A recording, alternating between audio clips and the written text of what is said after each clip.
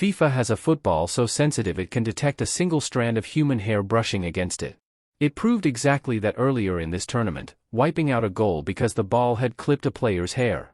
So explain this. How did that same miracle technology stand inside a World Cup quarterfinal, at a moment half the planet swears they saw with their own eyes, and rule that nothing happened? Norway are on a plane home. England are in the semi-finals.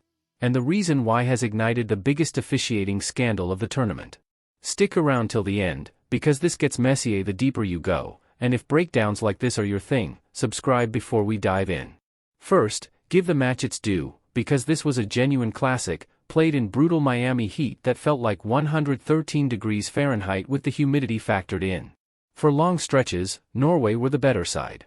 Andreas Skjelderup put them ahead in the 36th minute with a gorgeous strike past Jordan Pickford's near post, and the Norwegian end started singing "England are going home." Haaland and Odegaard were controlling the game. Norway, in their first ever World Cup quarterfinal, were 45 minutes from a semi-final nobody expected them to reach. Then, in first-half stoppage time, Jude Bellingham happened. He collected a pass from Anthony Gordon, drove into the box, and finished beautifully across the goalkeeper to make it 1-1. It was a brilliant goal. It is also the exact goal this entire controversy is built around, and we'll come back to it, because the argument was never about the finish. It's about what happened 30 yards away, seconds earlier. The second half belonged to Norway again. Odegaard pulled the strings, Christopher Ajer rattled the crossbar, and a Bukayo Saka cross was scrambled off the England line. But Norway couldn't find the goal that would have killed the game off. Then, in the third minute of extra time, Bellingham struck again, pouncing on a loose ball spilled by goalkeeper Orjan Nyland and slamming it home for the winner. That was his sixth goal of the tournament, moving him past Jeff Hurst in England's record books at just 23 years old. Norway threw everything forward, even sacrificing Haaland's position late in extra time, but England held on. Final score, 2-1. England into the semi-finals. Bellingham has genuinely been a phenomenon at this World Cup. 2 goals against Norway gives him 2 separate multi-goal games in a single World Cup knockout run, the first Englishman ever to do that, and it ties him with Gary Lineker and Harry Kane for England's single tournament scoring record. None of what follows takes anything away from that performance. His finishing was elite. The real question isn't whether Bellingham is good. It's what happened before the ball ever reached him.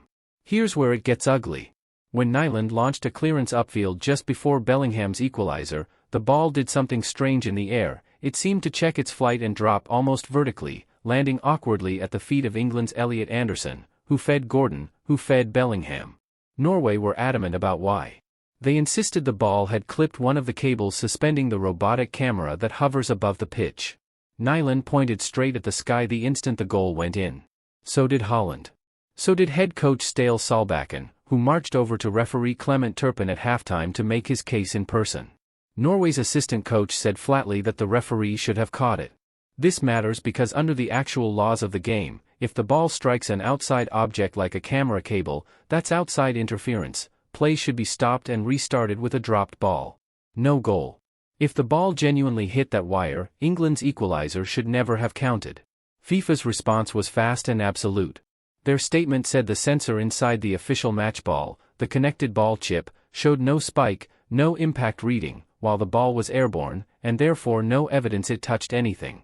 And this is where it gets maddening, because that same chip is famous for being obsessively sensitive.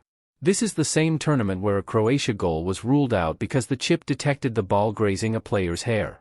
England's own manager, Thomas Tuchel, even leaned on that exact fact, pointing out that the chip can supposedly register a strand of hair. So we're being asked to believe a sensor precise enough to catch a hair somehow felt nothing when a ball allegedly smacked into a steel cable. Either it genuinely never touched the wire, or, as some analysts suggested, the tracking antennas simply don't reach a camera cable hanging that high above the pitch, meaning the technology has a blind spot exactly where this incident happened. FIFA insists 16 antennas around the stadium roof were active, and that the broadcast camera footage doesn't even shake. Solbakken's response was simple: the ball fell straight down in front of his own bench.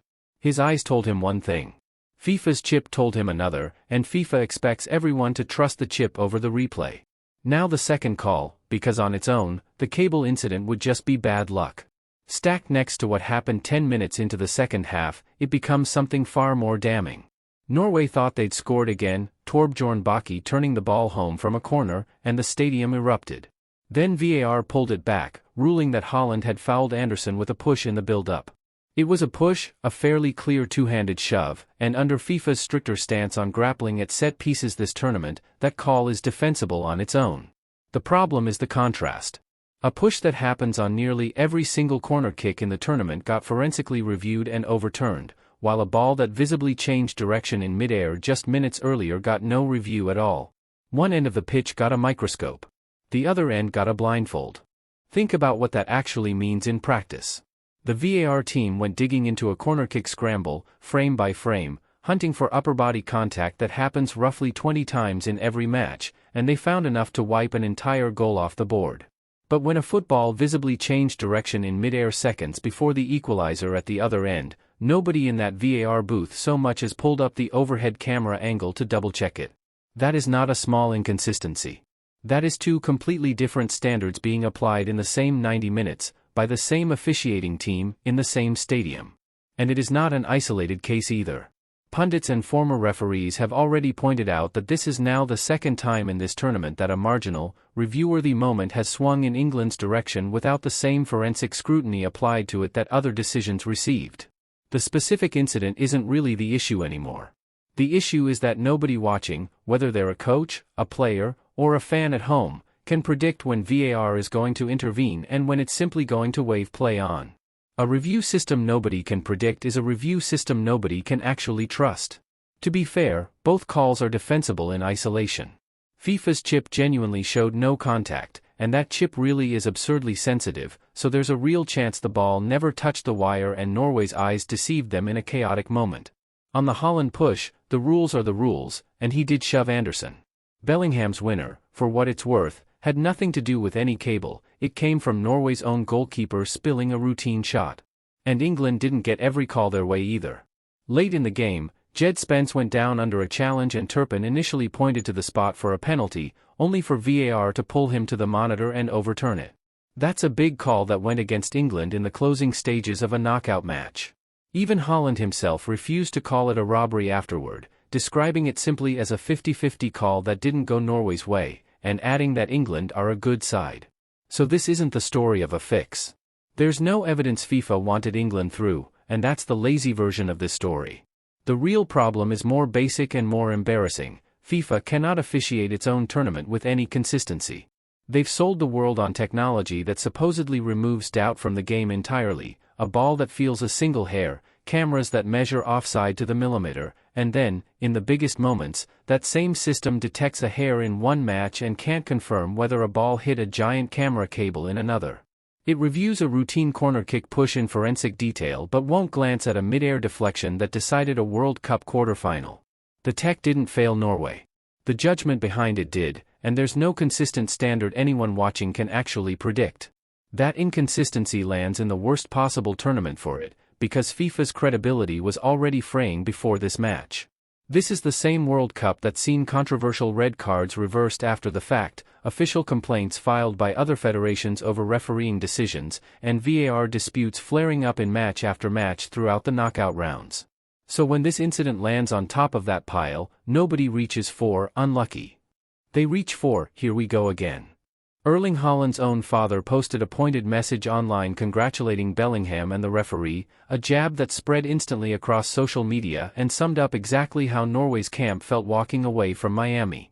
There's also a version of this story where the reaction would have been an all-out firestorm. If that cable had somehow helped a smaller footballing nation instead of England, the conversation online right now would already be about conspiracy, not incompetence. But the more honest explanation isn't a fix.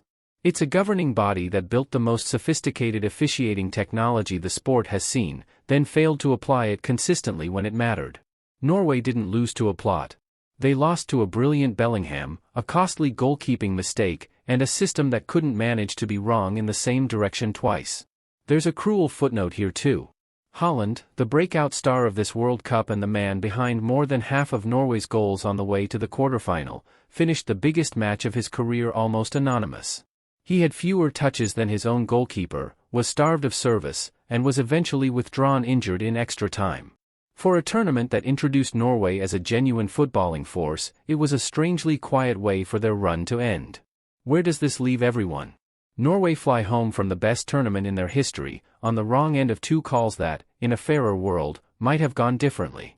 FIFA faces the same question it has ducked all summer: what's the point of the most advanced officiating technology in football history if nobody can trust the humans deciding when to use it? England march on to Atlanta for a semi-final on Wednesday against Argentina, carrying Bellingham's brilliance and a genuine shot at their first World Cup since 1966, but also real questions about tired legs and a game they nearly let slip. On paper, England versus Argentina might be the biggest tie left in this tournament, and after a week like this, nobody's walking in trusting the officials. So here's the debate. Do you trust FIFA's chip over your own eyes on that cable, or is VAR at this World Cup simply broken? Drop your take below, and if you want more breakdowns like this, subscribing genuinely helps this channel grow.